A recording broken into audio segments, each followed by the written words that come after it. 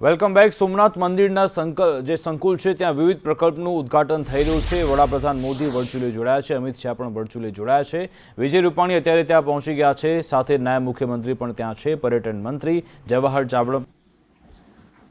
अब वह शुभ मुहूर्त आ गया है जिसके आगमन के लिए हम सभी बहुत समय से प्रतीक्षारत हैं।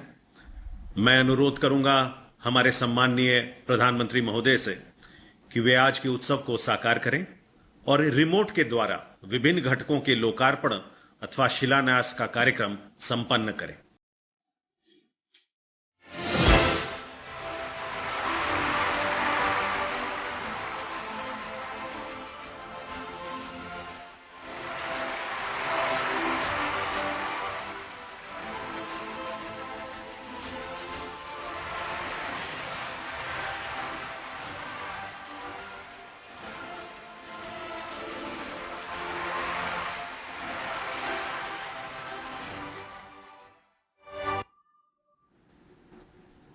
अब मैं सम्माननीय प्रधानमंत्री जी से अनुरोध करूंगा कि वे इस अवसर पर आशीर्वचन स्वरूप अपना वक्तव्य दें।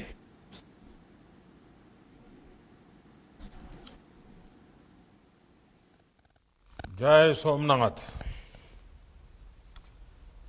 कार्यक्रम में हमारे साथ जुड़ रहे हम सभी के श्रद्धेय लाल कृष्ण आडवाणी जी, देश के गृह मंत्री श्री अमित शाह जी, श्रीपद नाइक जी, अजय भट्ट जी, गुजरात के मुख्यमंत्री विजय जी, गुजरात के उप मुख्यमंत्री नितिन भाई, गुजरात सरकार में पर्यटन मंत्री जवाहर जी, वासण भाई, लोकसभा में मेरे साथी राजेश भाई, सोमनाथ मंदिर ट्रस्ट के ट्रस्टी श्री प्रवीण लहरी जी, सभी श्रद्धालु, देवियों और सज्जनों, मैं इस पवित्र अवसर पर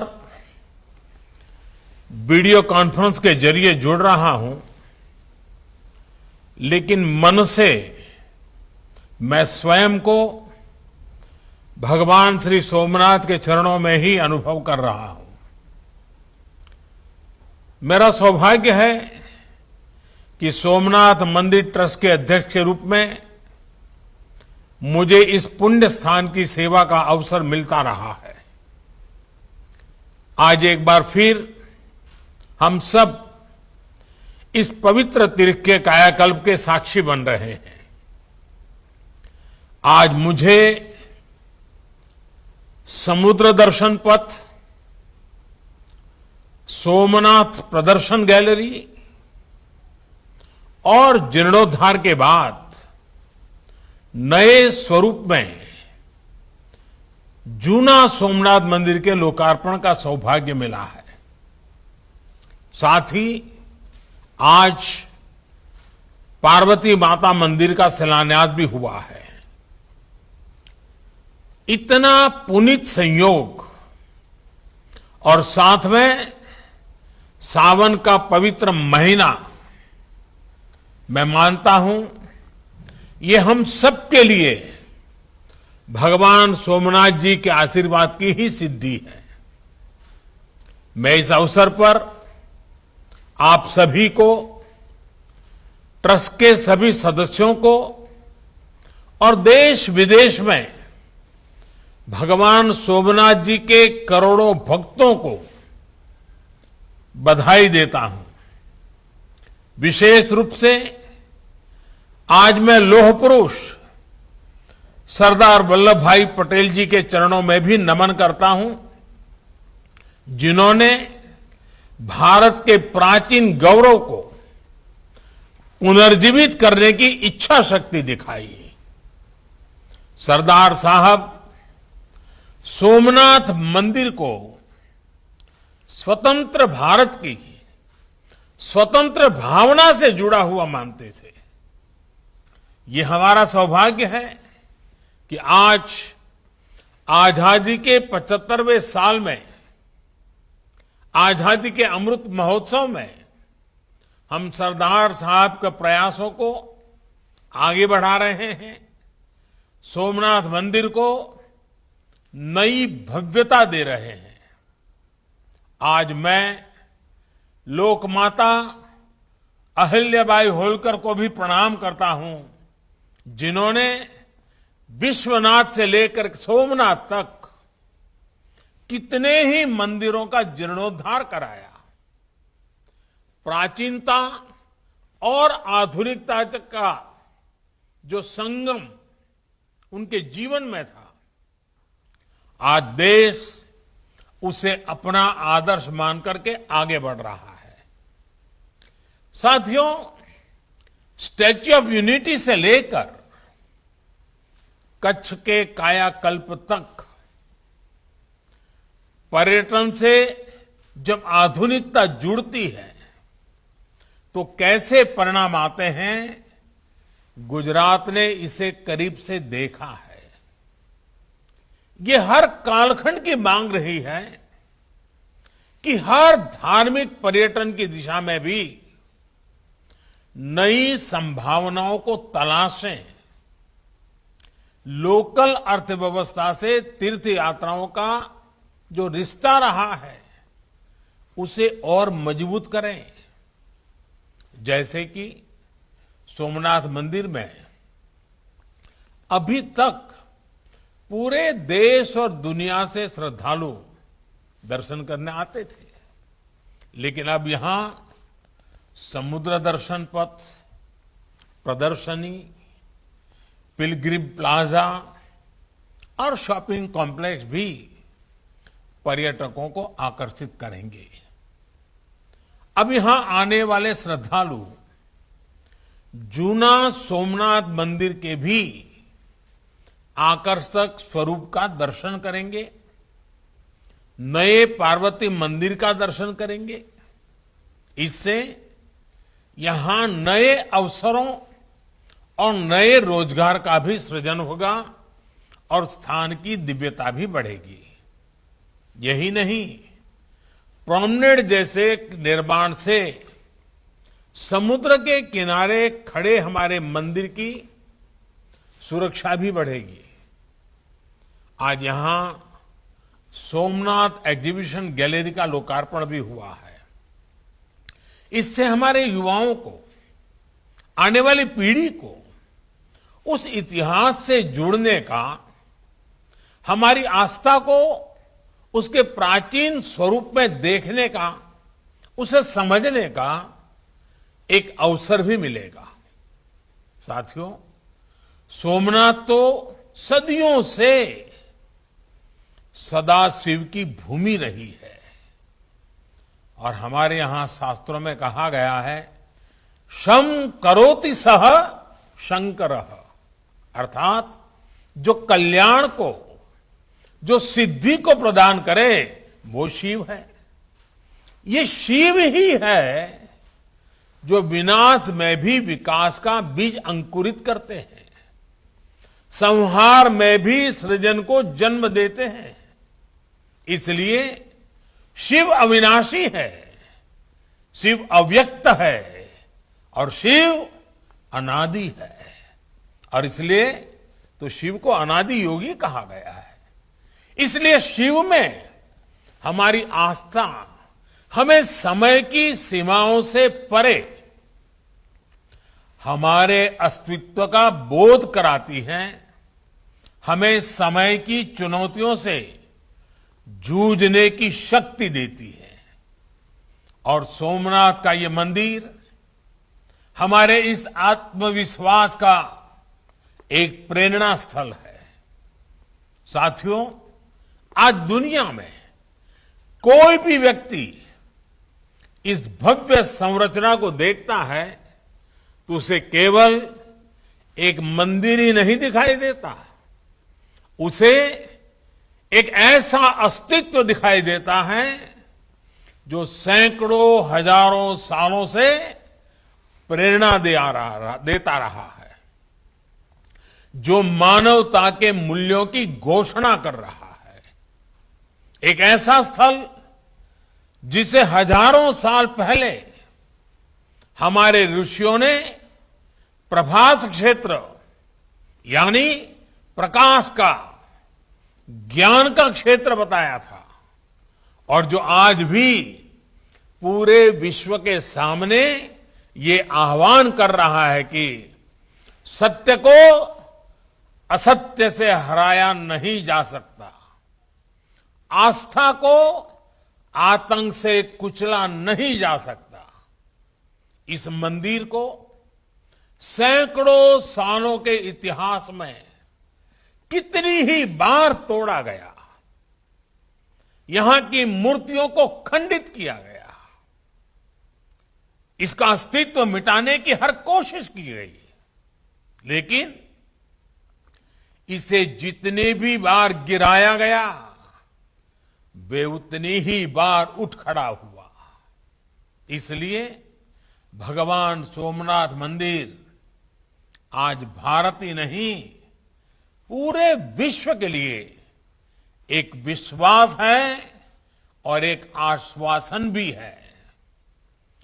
जो तोड़ने वाली शक्तियां हैं, जो आतंक के बलबूते साम्राज्य खड़ा करने वाली सोच है, वो किसी कालखंड में कुछ समय के लिए भले हावी हो जाए, लेकिन उसका अस्तित्व कभी स्थायी नहीं होता। वो ज्यादा दिनों तक मानवता को दबाकर नहीं रख सकती। ये बात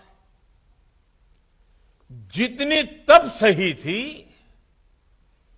जब कुछ आतताई सोमनाथ को गिरा रहे थे, उतनी ही सही आज भी है जब विश्व ऐसी विचारधाराओं से आशंकित है।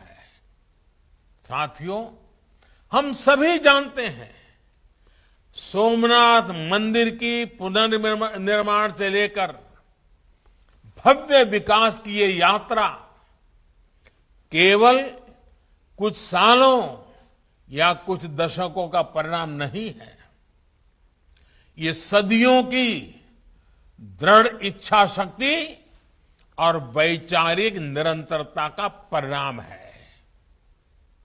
डॉक्टर राजेंद्र प्रसाद जी, सरदार वल्लभ भाई पटेल और कमा मुंशी जैसे महानुभावों ने इस अभियान के लिए आजादी के बाद भी कठिनाइयों का सामना किया, लेकिन आखिरकार 1950 में सोमनाथ मंदिर आधुनिक भारत के दिव्य स्तंभ के रूप में स्थापित हो गया।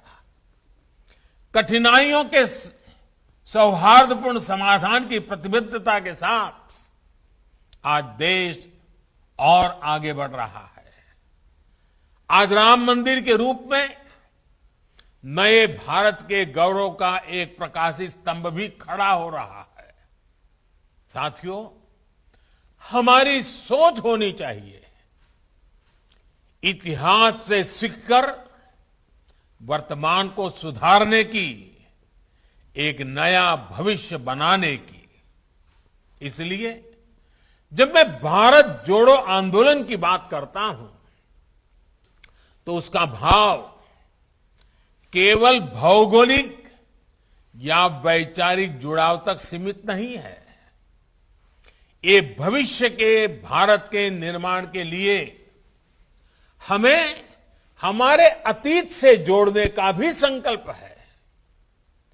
इसी आत्मविश्वास पर हमने अतीत के खंडहरों पर आधुनिक गौरव का निर्माण किया है, अतीत की प्रेरणाओं को संजोया है। जब राजेंद्र प्रसाद जी सोमनाथ आए थे तो उन्होंने जो कहा था वो हमें हमेशा याद रखना है। उन्होंने कहा था, सदियों पहले भारत सोने और चांदी का भंडार हुआ करता था। दुनिया के सोने का बड़ा हिस्सा तब भारत के मंदिरों में ही होता था। मेरी नजर में सोमनाथ का पुनर्निर्माण उस दिन पूरा होगा जब इसकी नींव पर विशाल मंदिर के साथ ही समृद्ध और संपन्न भारत का भव्य भवन भी तैयार हो चुका होगा। समृद्ध भारत का वो भवन जिसका प्रतीक सोमनाथ मंदिर होगा। हमारे प्रथम राष्ट्रपति डॉक्टर राजेंद्र प्रसाद जी का ये सपना हम सभी के लिए बहुत बड़ी प्रेरणा है। साथियों, हमारे लिए इतिहास और आस्था का मूल भाव है सबका साथ, सबका विकास, सबका विश्वास और सबका प्रयास। हमारे यहां जिन 12 ज्योतिर्लिंगों की स्थापना की गई है, उनकी शुरुआत सौराष्ट्रे सोमनाथम, सौराष्ट्रे सोमनाथम के साथ सोमनाथ मंदिर से ही होती है।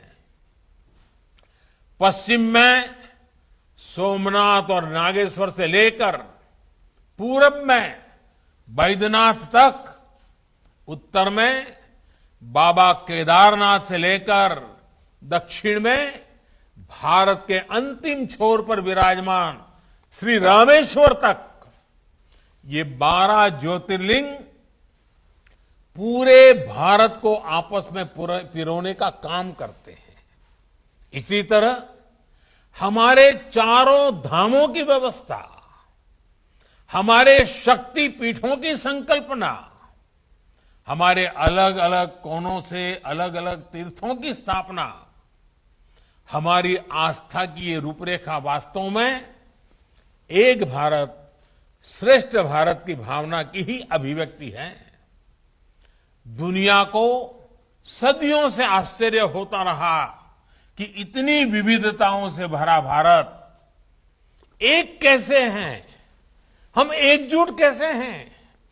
लेकिन जब आप पूरब में हजारों किलोमीटर चलकर पूरब से पश्चिम सोमनाथ के दर्शन करने वाले श्रद्धालुओं को देखते हैं, या दक्षिण भारत के हजारों हजार भक्तों को काशी की मिट्टी को मस्तक पर लगाते देखते हैं, तो आपको यह एहसास हो जाता है कि भारत की ताकत क्या है।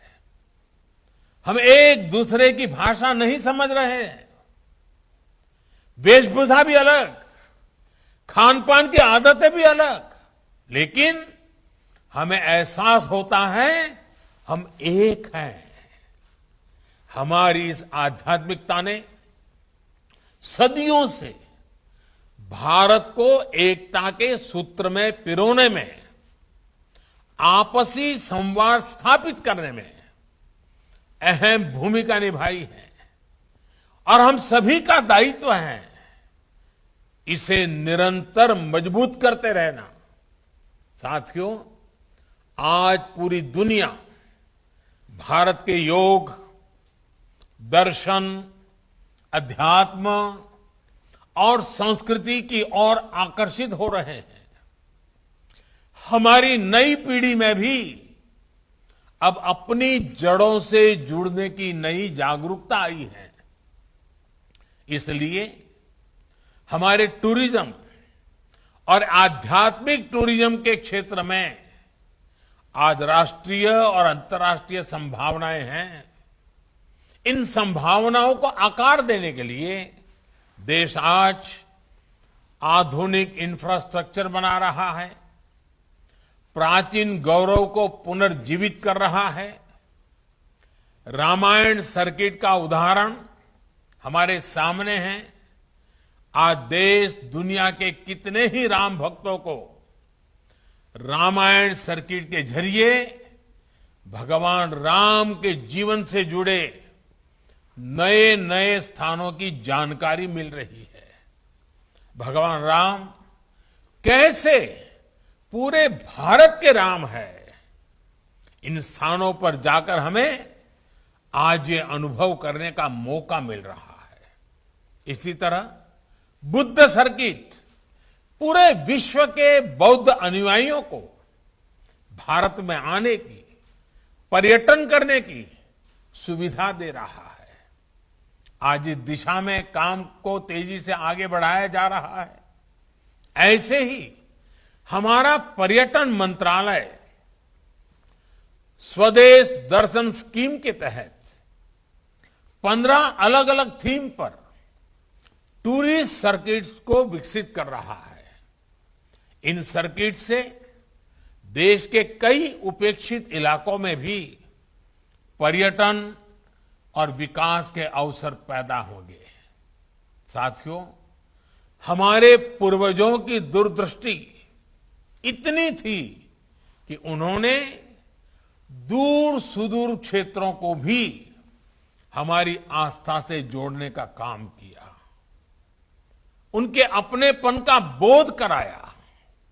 लेकिन दुर्भाग्य से जब हम सक्षम हुए, जब हमारे पास आधुनिक तकनीक और संसाधन आए, तो हमने इन इलाकों को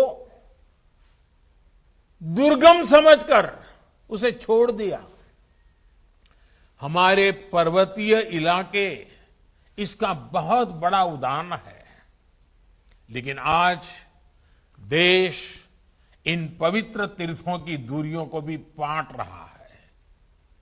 बाबा केदारनाथ का विकास हो या उत्तराखंड में 4 धाम यात्रा के लिए कठिन पहाड़ों में टनल और हाईवेज का निर्माण हो, वैष्णो देवी मंदिर के आसपास विकास हो या पूर्वोत्तर तक पहुंच रहा हाईटेक इंफ्रास्ट्रक्चर हो, आज देश में अपनों से दूरियां सिमट रही है।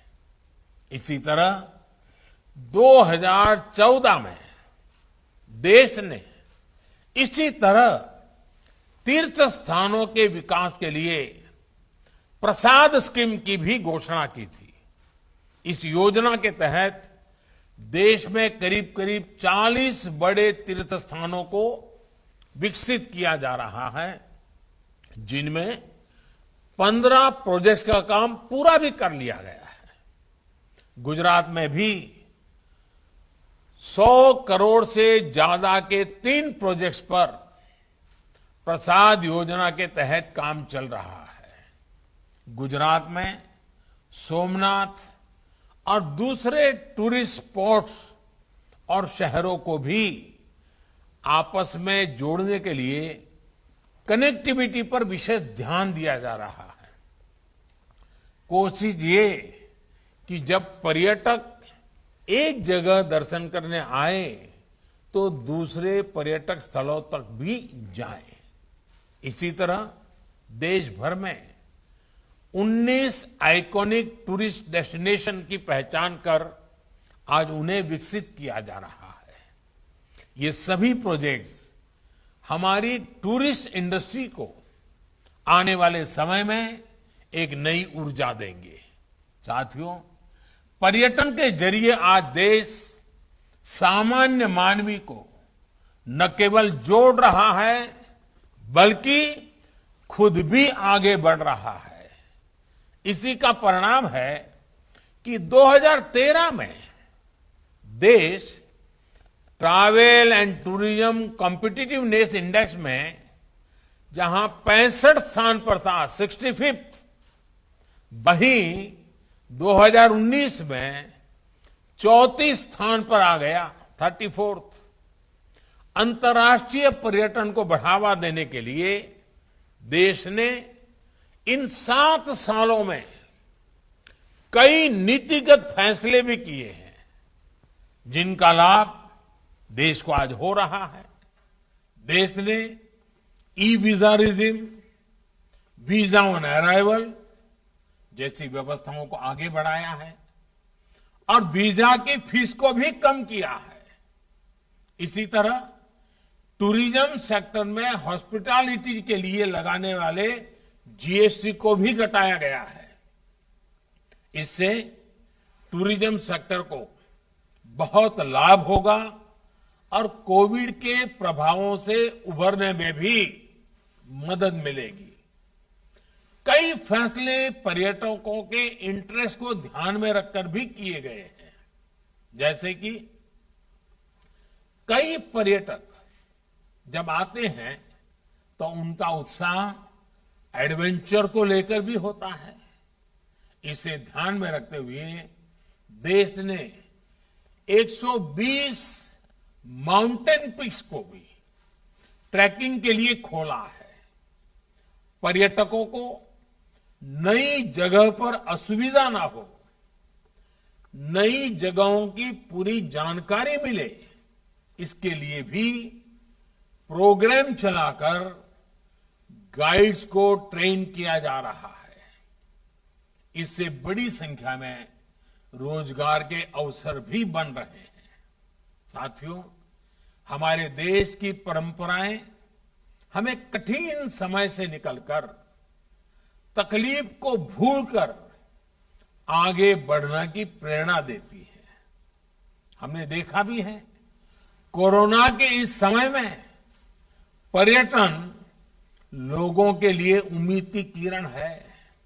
इसलिए हमें अपने पर्यटन के स्वभाव और संस्कृति को लगातार विस्तार देना है, आगे बढ़ाना है और खुद भी आगे बढ़ना है।